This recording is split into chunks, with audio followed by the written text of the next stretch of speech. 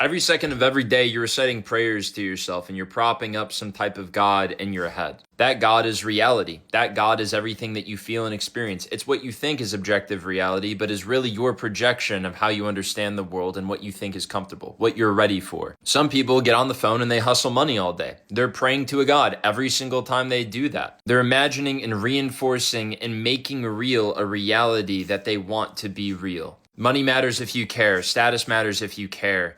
Every single aspect of the material world is like this. It's just what you focus on and what you recite to yourself that ends up becoming your reality. Christianity, Buddhism, every single fucking religion on this planet is devoted to you stopping that process, to you no longer reciting all of these useless prayers that bring you misery, that bring you suffering. These traditions want you to worship natural law. They want you to worship the ebb and flow of the universe, what things are just as they are, and not some image or picture as you want them to be. Now, of course, half of them have been bastardized. Christianity and Islam and so many of these religions, so many of the people that practice them have no idea what they're even worshiping or what they're propping up. They're usually indulging in some mythology that was created only 300 years ago, or something that is like totally a new cultural phenomenon and not has anything to do with what the original prophet or religion was talking about. But I digress. This is the process of life. And so if you want to escape this, if you want to instantly make your life better,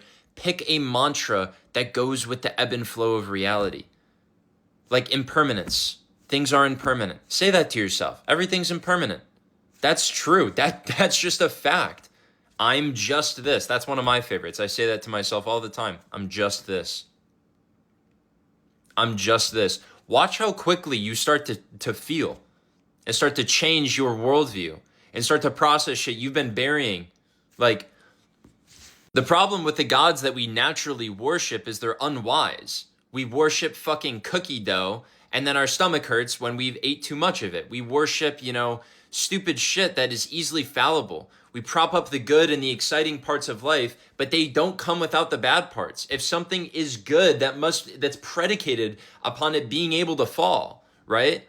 So equanimity is the wisest way to worship. Equanimity is the wisest way to live. The more you embellish yourself and hype up your ego and think of yourself as this unbeatable, like amazing, awesome, worthy thing, the more you are actually vulnerable to the very opposite of that. Because that's what the entire worldview is predicated on. In order to be better than, in order to be good, in order to be better, there has to be someone who is worse than you, something that is worse than you.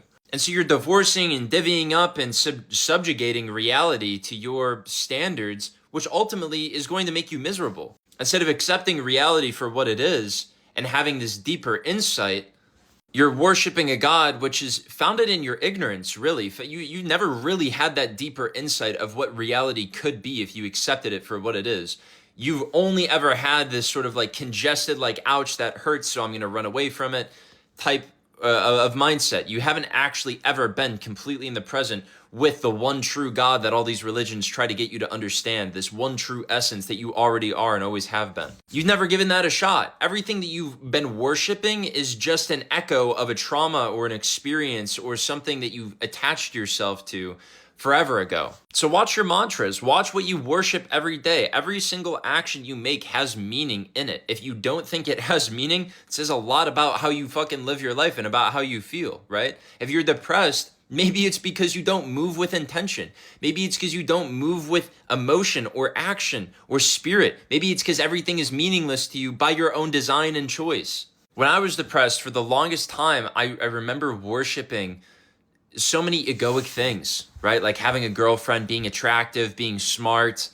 All of these things are fallible because they're all based on like this type of validation that, again, only comes from this subjugation of reality. In order to be hot, other people have to be ugly. In order to be smart, other people have to be stupid. And the fact of the matter is, like, I'm going to decay. I'm going to have stupid moments. I'm not going to know everything in the world. Like, I'm not always going to be attractive. This is the point, is like all these things that we prop up and we try to put in the sky as these amazing, beautiful, awesome things, they always have this dualistic, this secondary component that they're built on, this negative component, which is inevitable as a fact of reality, right?